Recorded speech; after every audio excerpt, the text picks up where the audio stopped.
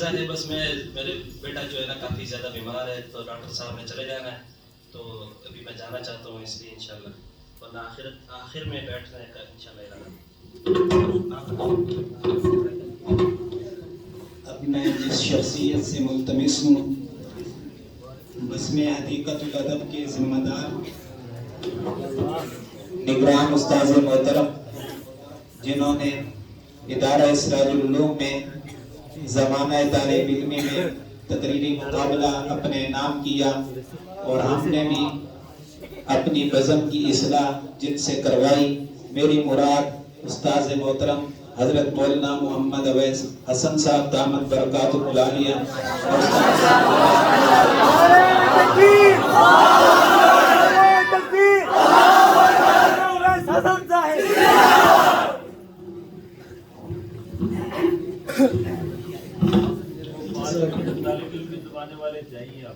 جی انشاءاللہ۔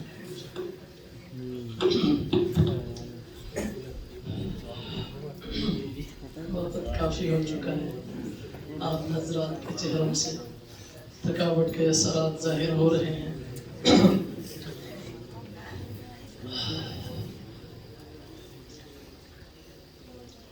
بس اساتذہ کے حکم پر ایک دو باتیں ذکر کرنی ہیں۔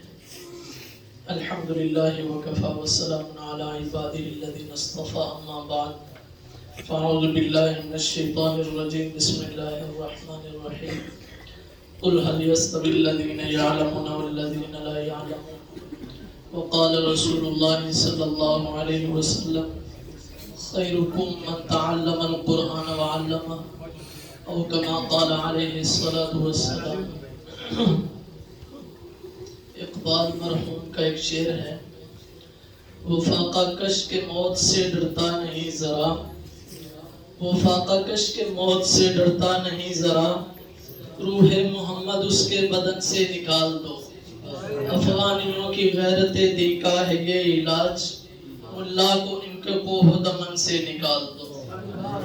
علامہ اقبال نے انگریز کی پالیسی بیان کی ہے جامعہ سراج العلوم کے طالب علموں کے بارے میں۔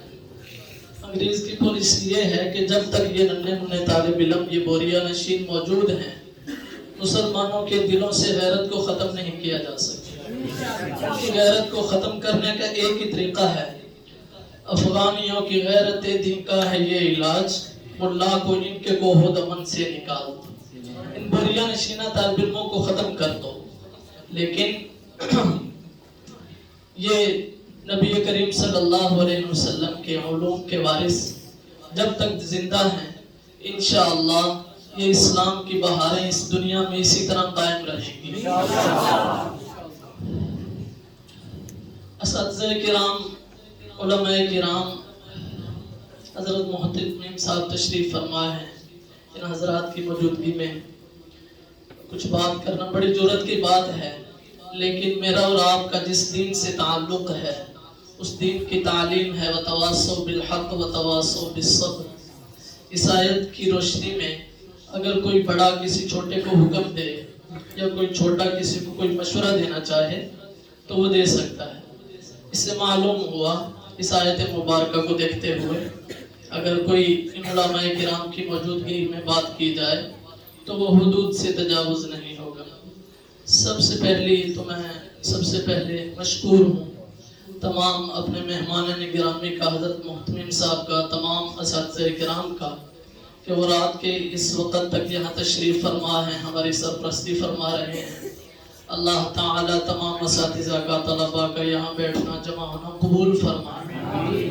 دوسری بات یہ ہے کہ ہمارا آج کا یہ جو مقابلہ ہے یہ صرف آج کا مقابلہ نہیں ہے، بلکہ اس مقابلے کے 3-4 حصے پہلے گزر چکے ہیں۔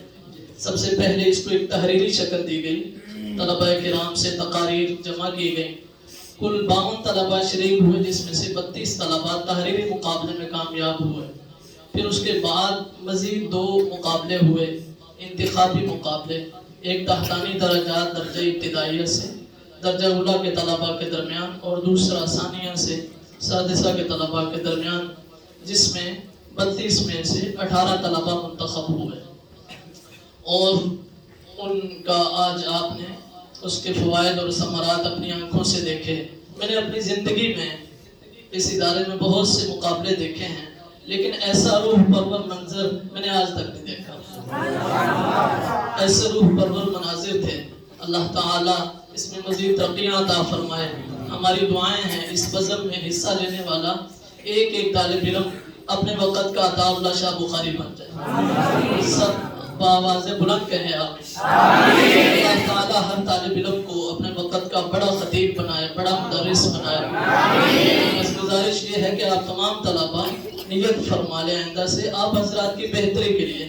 پہلے تو یہ بزم ایک حصے میں ہوتی تھی، خاص طور پر میں ذکر کروں گا استاذ محترم حضرت مولانا مفتی زید احمد صاحب کا، کہ ان کی کوششوں سے، کاوشوں سے، ان کی توجہات سے، رہنمائی سے اس سال اس بزم کو 3 حصوں میں تقسیم کیا گیا۔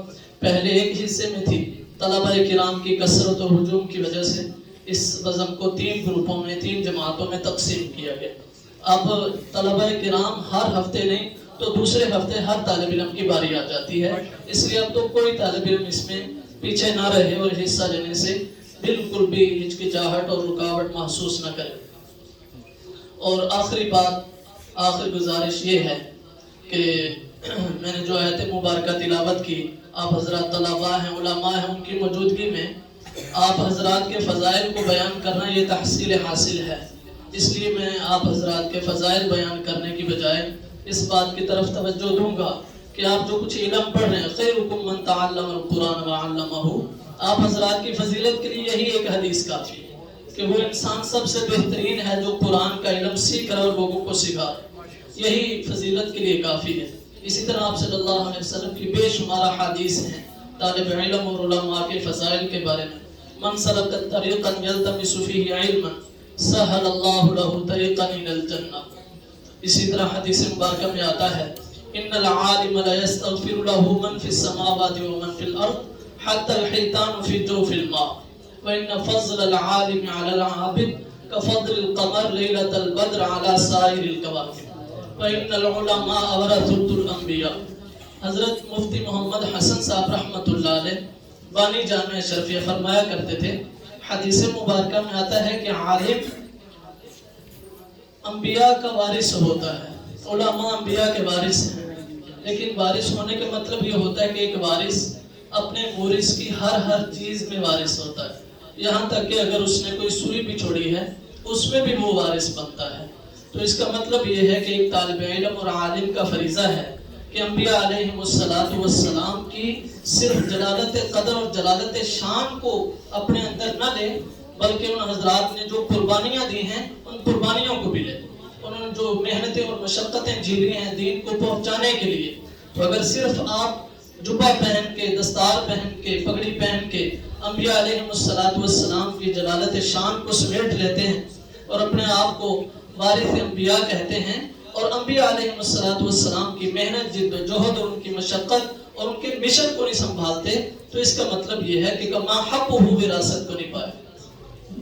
آپ ذرا غور فرمائیں، انبیاء علیہم السلام ایک نبی ایک علاقے کے لیے کافی ہوتا تھا، ایک نبی ایک پورے علاقے کی ہدایت کا سامان بن جاتا تھا۔ آج غور فرمائیں، پاکستان میں وفاق المدارس سے ہر سال کتنے ہزاروں کے اعتبار سے علماء فارغ ہوتے ہیں، اور ایک لاہور میں دیکھ لیں کتنے علماء کرام موجود ہیں۔ اس وقت ایک نبی پورے علاقے کی ہدایت کے لیے کافی ہوتا تھا۔ آج انبیاء کے ورثاء کو دیکھیں، ایک علاقے میں سینکڑوں علماء موجود ہیں، لیکن اس کے باوجود بھی تبدیلی ہمیں نظر نہیں آ رہی۔ ٹھیک ہے، فوائد ثمرات نظر آ رہے ہیں، لیکن جیسے آنے چاہیے ویسے نظر نہیں آ رہے۔ اس کی وجہ یہی ہے کہ شاید ہمارے اپنے اندر کوتاہی ہے، ہمارے اپنے اندر کمی ہے۔ اس لیے عزیز طلبہ کرام جو علم پڑھ رہے ہیں، آج سے عزم فرمائیں اس پر عمل کرنے کا۔ حدیث شریف میں آتا ہے جو شخص اپنے پڑھے ہوئے علم پر عمل کرتا ہے تو اللہ تعالیٰ اس کو ان چیزوں کا بھی علم عطا فرماتا ہے جن کے لیے اس نے کوشش بھی نہیں کی ہوتی، تو اللہ اپنے فضل سے عطا فرماتا ہے۔ حضرت مولانا قاسم نانوتوی، بات لمبی ہو رہی ہے، آخری بات، حضرت مولانا قاسم نانوتوی رحمۃ اللہ علیہ اور مولانا رشید احمد گنگوہی صاحب اپنے وقت کے کتنے بڑے عالم تھے۔ ابو حنیفہ عصر کے نام سے حضرت مولانا رشید احمد گنگوہی صاحب معروف تھے، اور حجت الاسلام قاسم نانوتوی رحمۃ اللہ علیہ انہوں نے اپنے گھٹنے ٹیکے تھے حاجی امداد اللہ مہاجر مکی رحمۃ اللہ علیہ کے سامنے، جنہوں نے صرف کافی اور قدوری تک پڑھا تھا۔ کس لیے گئے تھے؟ حضرت مولانا قاسم نانوتوی رحمۃ اللہ علیہ سے کسی نے پوچھا کہ آپ اتنے بڑے عالم ہیں، حاجی صاحب نے تو کافی اور قدوری تک پڑھا ہے، آپ نے ان کے سامنے گھٹنے کیوں ٹیکے اور ان کے ہاتھ پر بیعت کس لیے کی؟ تو حضرت فرمانے لگے کہ ایک شخص وہ ہے جس نے بادام کے بارے میں تحقیقات کی ہیں، اور دوسرا وہ ہے جو روزانہ بادام کھاتا ہے، بتاؤ بہتر کون سا ہے؟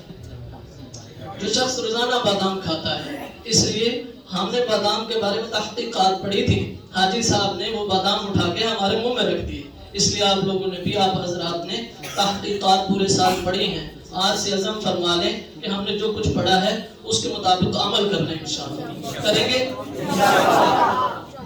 آپ غور فرمائیں، طالب علم ہے، عالم ہے، نمازیں قضا ہو جاتی ہیں، کوئی پرواہ نہیں ہوتی، خاص طور پر فجر کی نماز میں بہت افسوس ہوتا ہے۔ ایک عالم ہے، ایک طالب علم ہے، عام آدمی کی بات ہو، عالم اور طالب علم سے یہ امید نہیں کی جا سکتی کہ اس کی نمازوں پر نمازیں قضا ہوتی جاتی ہیں، لیکن کوئی پرواہ نہیں ہوتی۔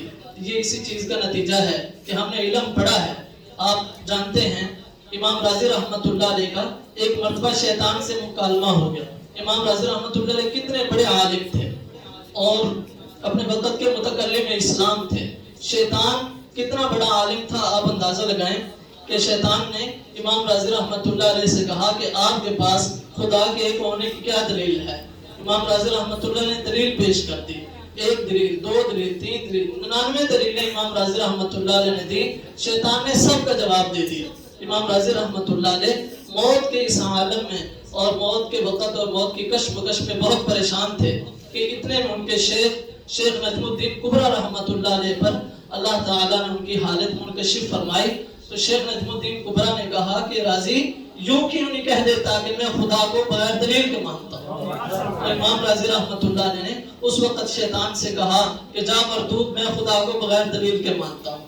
یہ کسی اللہ والے سے صحبت اور تعلق قائم کرنے کا یہ نتیجہ ہوتا ہے کہ اللہ تعالیٰ انسان کے اعمال کی اور ایمان کی حفاظت فرماتے ہیں۔ اللہ تعالیٰ ہم سب کو عمل کرنے کی توفیق نصیب فرمائے اور یہ ہمارا گلشن اسی طرح ترقیاں کرتا رہے۔ وآخر دعوانا الحمدللہ۔